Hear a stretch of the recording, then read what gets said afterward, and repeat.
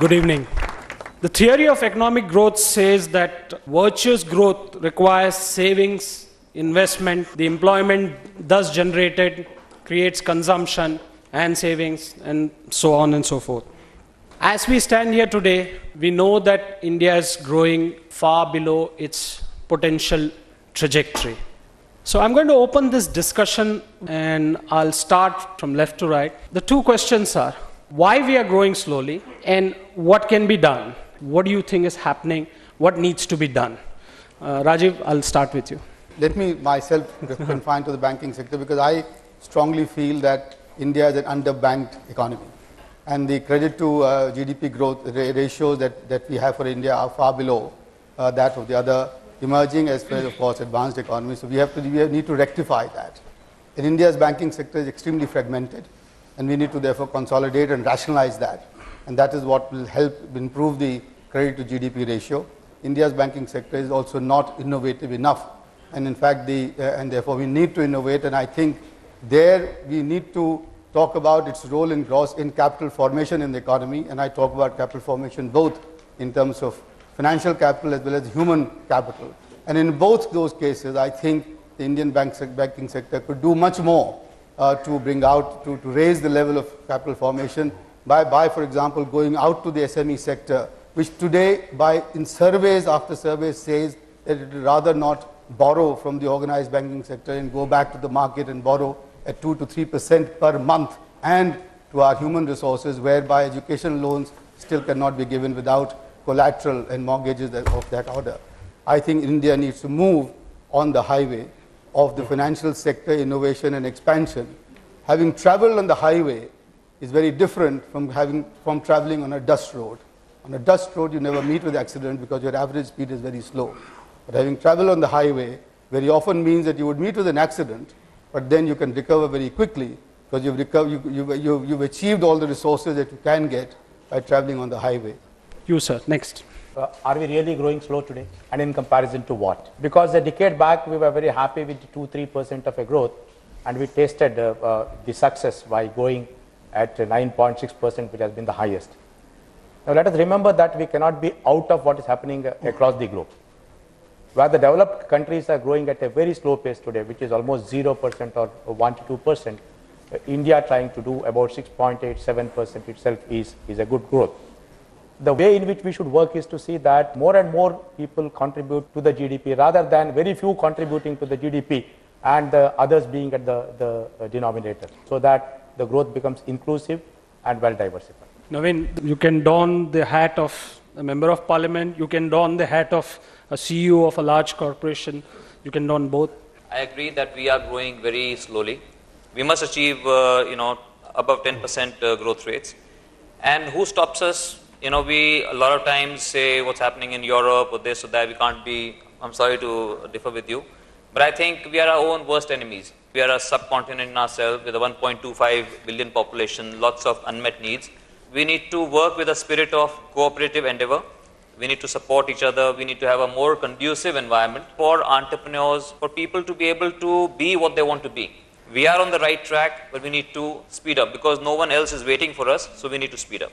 As a former finance secretary, somebody who's watched the economy for almost 3 decades, are we growing slower than we can? And what would be the reason for it? While lots needs to be done in the banking space, in the area of financial system, but today the problem in terms of growth and why it's not 10% or 9% is more because the real sector is not operating to its full potential. These are issues of the response from the farm sector or the agriculture sector, which doesn't allow you to achieve that percentage growth. There are issues in terms of energy constraints, in terms of oil and gas, in terms of coal, and unless there is adequate response from the energy sector, there will continue to be a constraint, probably a binding constraint on achieving 10%. Then there are the supply side constraints which do not allow you to achieve the full potential of 9-10% growth, whatever be that number. And of course, there is this issue of policy regulatory architecture, which is now slightly not able to fulfill the needs and aspirations of the community and the stakeholders. And while we continue to talk a lot of the international environment and the fact that the international economies, the developed economies are not growing at the kind of growth that they should be achieving, but the problems essentially, substantially are domestic and we need to look into it. Dr. Rana Kapoor, please. The last 10 years have been very good for India.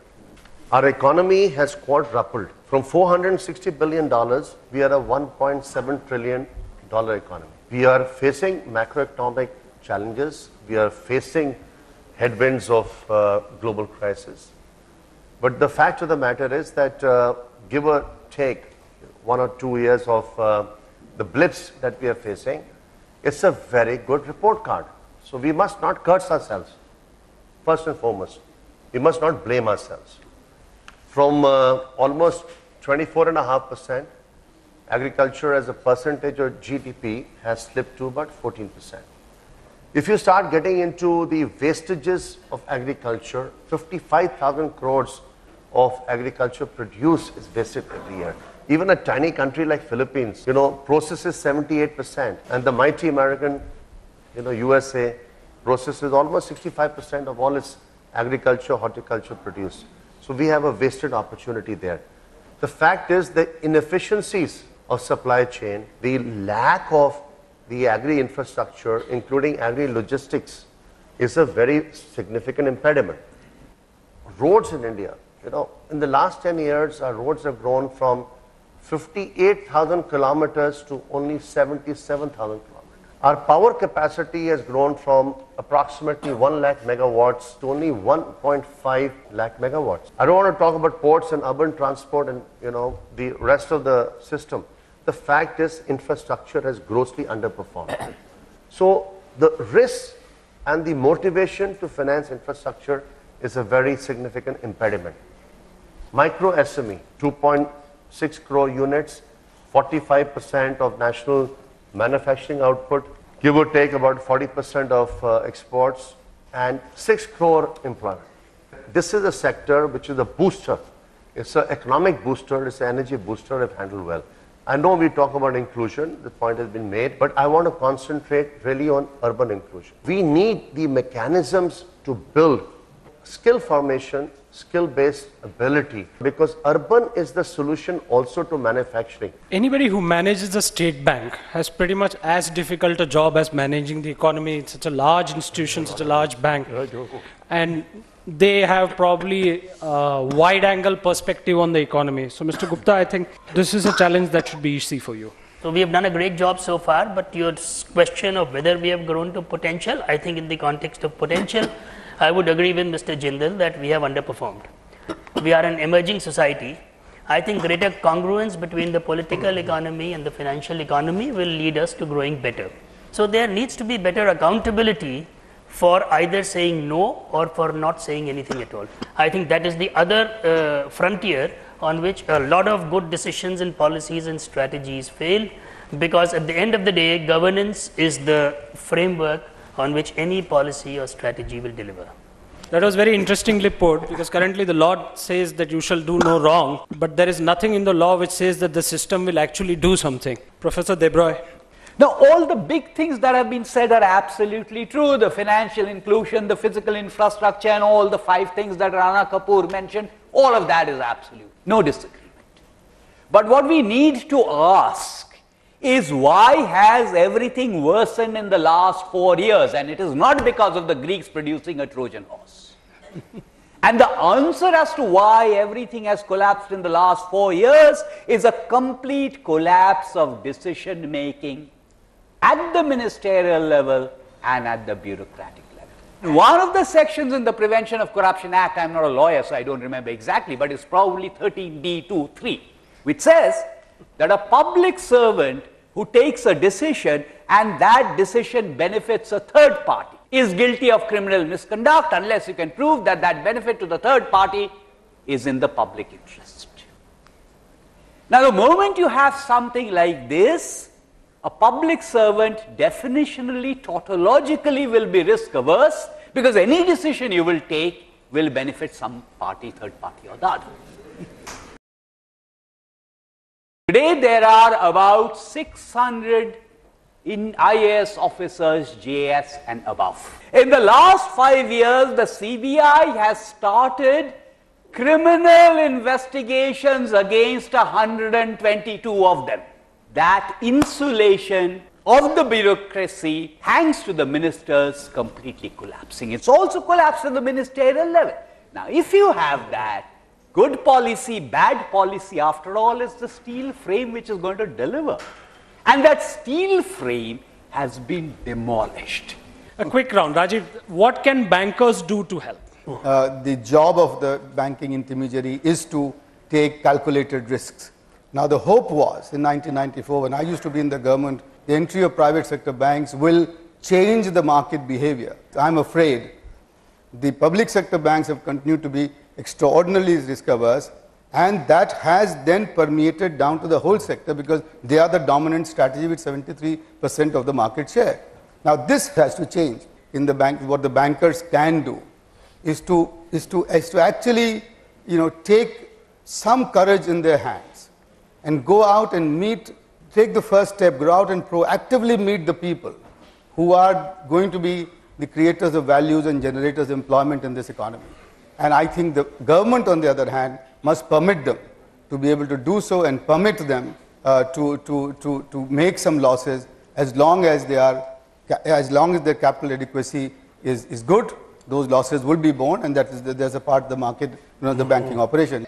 I would strongly urge the amendment of that act which specifies that if public sector government equity cannot come down below some percentage, whatever 51. That is 50%, 51%. I would strongly recommend that amendment be made and the government equity in public sector banks be brought down to no more than 26%, if not even less. And I think the banking sector will then play a much bigger role in for us to achieve our true potential rate of growth, which I agree with Mr. Jindal, has to be 10% and more. You want banks to be more daring, more courageous, more encouraging of risk and take more risks. Mr. Kamath, but the general impression here seems to be that we are growing slower than our potential. What is it that is stalling investment? When the GDP grew at 9%, nobody gave credit to the bankers. But when the industry is growing low, people say that you are the... I think a big round for that. Let me take back you to the 2008, because there was a very relevant point that the public sector banks are averse to taking decisions. It is easy to criticize and now then say that the bankers are not functioning. In 2008 crisis came, the government gave a call that we should not allow the economy to collapse, and the bankers should reach out to every industry, be it SME or anything, and see that we do not collapse. The call given was that protect the weakest link of the financial system so that the chain does not collapse. And the bankers went protecting every weak link and went on restructuring. Today you look back, some of the restructured accounts are getting into a problem, and that is being shown as that the inefficiency of the public sector banks, that the NPS are increasing the public sector banks, not elsewhere. People have forgotten what the public sector banks did when the crisis came. So it is easy, and now most of us being public sector, we are very shy of talking. So we accept every criticism and don't rebut it. Now that an opportunity is given, let me rebut it with all strength at my command, saying that don't hold public sector bankers responsible for not happening, and don't give credit to others for what's happening. We have played a very important role in this country in making what it is today, the country what it is today. There are 101 issues, policy issues which came. Wherever we lent money, you say roads, road clearances have not happened, the projects are stuck. Power, we gave on the basis of coal, now people say coal is not available. Everything affects the banker. And anything affecting any sector is seen on the banker's face because bankers are aggregators. So when you have problems confronting from every side, one should not feel that the bankers have got unlimited capacity to absorb all shocks and then say we take risk. Let me assure you that if there is a viable proposal coming and if it is a prudent lending, the bankers will not be hesitating to dilute that 28% and bring it to 23% and lend this. Mr. Kamath, I must applaud you for having been as candid as anybody in a public sector organization can in calling the spade a spade. Okay. Naveen, I'm going to ask you to don only the CEO hat. This is a government which is defined as which clears power projects but doesn't give fuel linkages, which clears projects but doesn't allow land acquisition. A large number of telecom companies who invested and suddenly are walking on thin air with no spectrum. So a large number of these issues actually are accumulated over the last 3-4 years, and each of them has a solution, but no owner or champion to take the solution forward. What's happening? I wish I had easy answers to give you. In the company that I work, if I take 10 decisions a day, definitely 3-4 decisions are wrong. But then if I was so scared to take decisions, I know that if I take a wrong decision in my company, nobody is going to raise a finger at me. But then if fingers were raised at me, definitely it would affect my decision-making capability. So, but then working in the government is obviously different, but we have to make it more accountable. We have to make it more accountable. Not taking a decision and delaying decisions. Also, we have to make that also accountable. And then we also have to support and also accept that yes, people do make mistakes. Mr. Chawla, P.V. Narasimha Rao as Prime Minister once said that not taking a decision is also a decision. Do you think the Indian system is afflicted now, adopted the philosophy? I'm not really qualified to answer this, but I think what we are forgetting is the fact that there is too much fragmentation within the public sector banking space. And neither the bankers talk of consolidation and mergers, nor do the policymakers really sort of explore that option, because the whole spirit of the Competition Commission is for the consumer to get a better deal, for the market to have a better choice. So would it be a possibility that you could suggest consolidation in banks? I mean, would that be? I think this is something which has to come from the decision makers and the owners. I mean, on our part, whether it's the Competition Commission or the banking regulator, they will be called upon to see whether the merger and the consolidation is acceptable and doesn't sort of reduce competition. So I don't think the initiative can come from us, but we can play a proactive role if it comes. And I'm a great believer in the Panch Chunatis: livelihood security, economic security, national security, ecological security, and working towards some of these issues and building a very robust India, and banks have a fantastic role to play in that. You also mentioned something about microfinance being a better instrument of financial inclusion. So what can bankers do to spur the economy? Where 65% of your population is contributing to only 15% of the GDP, and that is growing at a CAGR of 2%, it's a no-brainer. Barely 40% of the population has a banking account. Forget about credit. 9% have credit. 1.5% have credit cards. So, there is a huge amount which is waiting to be tapped. It's an opportunity waiting to be tapped. I think where banks need to get their model right is that if you do incremental things, you get only incremental results. So, just doing more of the same thing, having more branches and all, that is not going to get you to where you have to do on financial inclusion. We need today MFIs and the banking sector to be integrated so that the MFI does what he is best at: core competence, last mile connect, delivery at the grassroots, while the banks take care of the platform, of the account, of all the housekeeping and the back end. So I think that is what needs to be addressed at a more policy or aggregate level. Vivek, I wanted to bring this thing. We agree that there is going to be a flux, a stalled governance and everything. Do you think that looking into these need-based demand areas like skills training, education, micro enterprises, do you think that we can still nudge growth up? Look, Shankar, I am not a banker, so to answer that question, I need the Glenlivet. I don't think you can expect the banking sector to nudge up growth. If in the informal sector, I am borrowing at whatever 31% or even upwards of 100%, and if the administrative costs are so high, even if I am getting the loan at 14%, big deal. It's good for me. So I don't understand why we try to control this credit part. You talk about financial inclusion, you have banks, and banks will come and say we are doing this, that and the other, but financial inclusion is not about banking and credit alone. If I am poor, I don't need only credit, I need insurance, I need the rest of the financial products, and where are those products? If the rest of the inclusion is not happening, so I don't have the roads, I don't have the electricity, but we come along and say, financial inclusion must happen. It's not going to happen. So I see all those figures on the no-frill accounts. No one tells me how many of those accounts are actually being used. We've discussed what banks need to do. We know that its economy is performing under potential.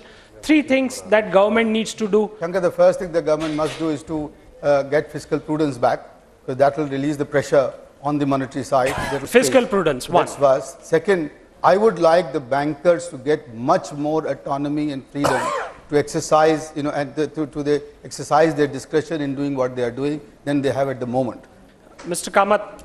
There should be a demand for credit coming in from viable units. If there is an environment which is created conducive for a growth, credit will definitely follow. Okay. You're saying in one big thing, you actually said a lot of things, which is you're saying that make investment viable, which means you're asking government to be viable.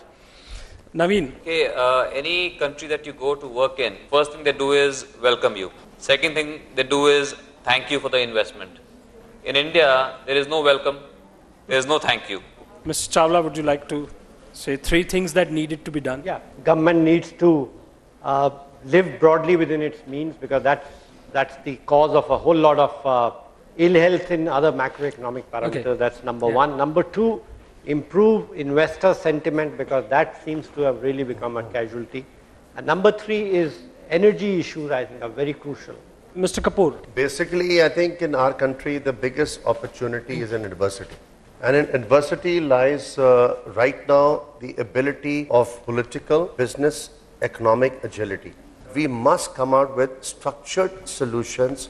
That means door-to-door solutions in infrastructure. Okay. Mr. Gupta. I think the first thing is about fiscal consolidation. Yes, the government needs to get out of expense offsetting subsidies into value creating subsidies, because that is really going to take care of the supply side and iron out inefficiencies. The second is that, and it flows from the first, that there are many sectors the government could just exit today. When the commanding heights of the economy, public sector, 1950s were there was a lot of value to be created. Today, market forces are able to deliver a lot of those things. That's very interestingly put. You said that live within your means, and if you can't disinvest, get out of businesses that you don't need to be, raise that revenue, take risks and invest in the future. Vivek, 3 points. One, let's have the FRBM Act back and de-link monetary policy from fiscal policy. The second one is free the RBI board and the public sector bank boards from irrelevant and unnecessary government intervention. And three, a new one, please do not continue to undermine existing institutions and denigrate them. Shankar, this feeling of us and them, there is this I find in our country, in our society, this division. We are all in the same boat. We are pulling together. We have to do it together. I'd just like to add here, for the government, whether it's a public sector company or private sector company, they both earn the same way. They both pay the same kind of taxes. They're both contributing to creating wealth for the country. The 75% of the economy of the GDP is private sector. Government must treat all companies equally. May I ask Dr. Rangarajan, you've heard a lot of ideas. Maybe you can sum it up for us. I would like to urge that the benchmark should be in the region of 8 to 9%. There have been supply bottlenecks. Coal availability last year was very bad. Not only coal, but also the power sector and the creation or the capacity creation in the power sector. And there was also a weakening of the investment demand. I think we must recognize that. And therefore, whatever we do in the current year and in the coming years must be to revive this investment demand. Therefore, if you want to raise the investment rate, you must also raise the domestic savings rate. The one is not separated from the other. Without elaborating, I will say we need to tame inflation. A high level of inflation is not sustainable, is not conducive to a sustained high growth rate. We must tame inflation. We must proceed on the process of the path of fiscal consolidation. And third, I think we must contain the current account deficit at more manageable level. All these three major macroeconomic concerns will be addressed. And when you look at the sectoral concerns, there are two sectors which I think are critically important. One is agriculture, and the other is infrastructure, more particularly power. In the case of agriculture, the last 2 years have clearly shown how even a small shortfall can cause serious distortions in the economy. We need to address. But that does not mean that the share of agriculture will increase. That will never happen.